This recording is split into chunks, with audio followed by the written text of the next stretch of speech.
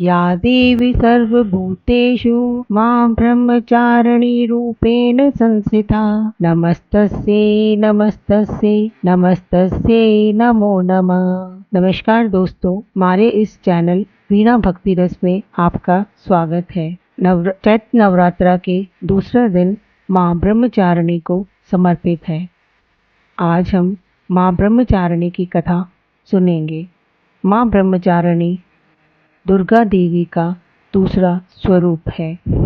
आइए इनकी कथा सुनते हैं।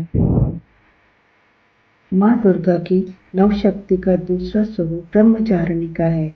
यहाँ ब्रह्म का अर्थ तपस्या से है। मां दुर्गा का यह स्वरूप भक्तों और सिद्धों को अनंत फल देने वाला है।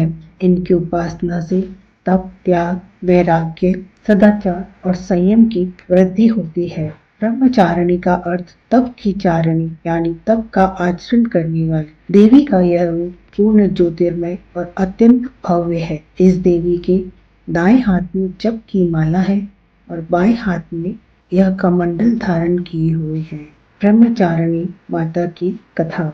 इस कथा के अनुसार पूर्व जन्म में इस देवी ने हिमालय के घर पुत्री रूप में जन्म लिया था और नारद जी के उपदेश से भगवान शंकर को पति रूप में प्राप्त करने के लिए घोर तपस्या की थी।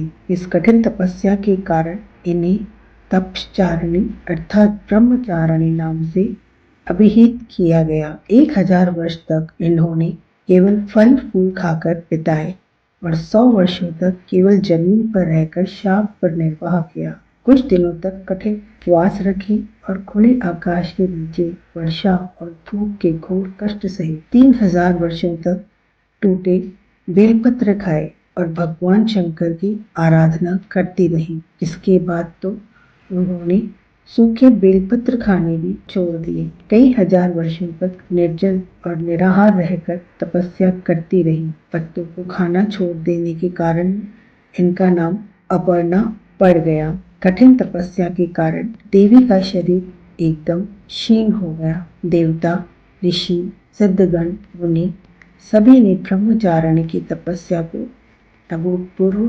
पुण्यकृत बताया, सराहना की और कहा, हे देवी, आज तक किसी ने इस कठोर तपस्या की नहीं की है। यह तुम्हीं से ही संभव हुआ। तुम्हारी मनोकामना परिपूर्ण होगी और भगवान चंद्रमौली शिवजी तुम्हें पति के रूप में प्राप्त होंगे।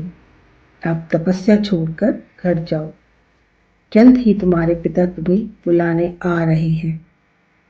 इस देवी की कथा का सार यह है कि जीवन में कठिन संघर्षों में भी मन विचलित नहीं होना चाहिए। मां ब्रह्मचारिणी देवी की कृपा से सर्व सिद्धि प्राप्ति होती है। दुर्गा पूजा के दूसरे दिन देवी के इसी स्वरूप की उपासना की जाती है। बोलो ब्रह्मचारिणी माता की जय, सांची दरबार की जय। अगर आपको ये कथा पसंद आई तो मेरे इस चैनल को लाइक, शेयर और सब्सक्राइब करें। धन्यवाद।